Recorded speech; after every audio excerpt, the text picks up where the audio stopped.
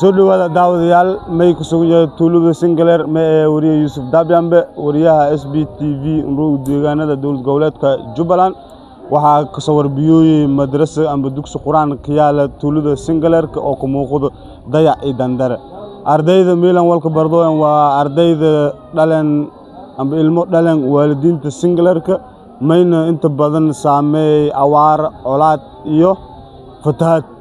ilmoojo ma haysadayna cid wal ambaraas oo dugsiga quraanka andhigaas ma helena macallin oo andhigaa dugsi mayna go'aansadana ina macallinkaasi walka baro ilmo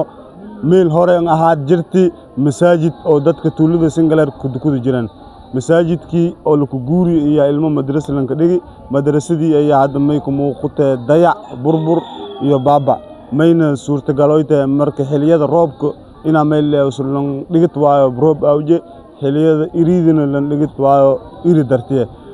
bulshada amba tuulada dadka ku noolaan ayaa may codsadana in lan dhiso madrasa oo dhigadayan ilmoojo oo ka bardaan quraanka kariimka ah madrasadaasi oo markaasi ka bahaas wax yar oo baanta in la iska ilqaamo dadka banaanka jiraan oo Ilaahay wal andhiibi amba dadka dalka ruuga oo Ilaahay wal andhiibi hadii iska ilqaaman urugsadan ina iyo koran qaadan kalaamka Ilaahay oo ka basadan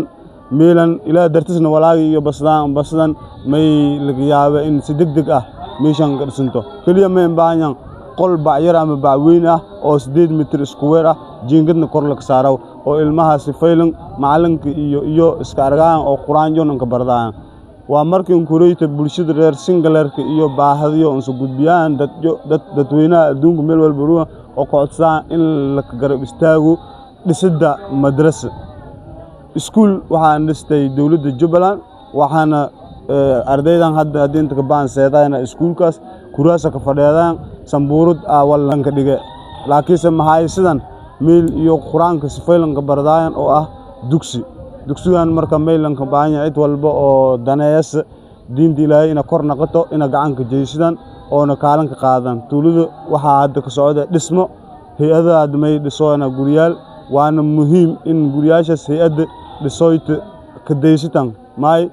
guri meelan ka dhisoy dadka ina deegaanadii dib u soo noqdaan sidoo kale madrasada marka meelan baahan ina la sagarab istaago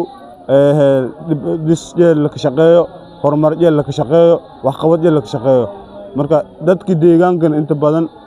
may ka shal jiraan magaalada hadda may suurtagal ina dib u soo noqdaan tuulada sidii iyo markaasi noloshadii caadiga dib ila qabsad fadan beero joon falad fadan hawlo joon daajisad fadan tuuladii oo naqad fadi tuulo oo Singalerka laaw oo daytay la degnay oo hadin la degay marka may codsadooyna in baahadiyo dhanka madrasadan la soo daboolo maanta xoolo ma codsadooon walkal ma codsadooon kaliya may codsadoona ina oo iyo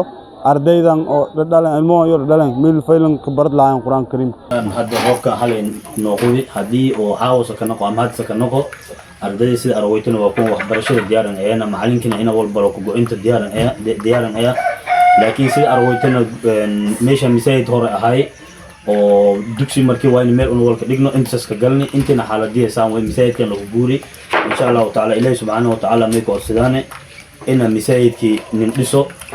walaaleen qurbaha jirana may ko sidane insha Allah ta'ala ina misaayid sandidoona iskuulka aragtayna sidii ay xaaladiisa guri dhagax waaye jingad oo qaali ah qorka saaranta dugsiga oo diiniga la kahayna xaaladiisa sidan way insha Allah ta'ala ajil ilaahay sinkisiyo dugsiga xaaladiisa waa kullu insha Allah si salaam ma salaam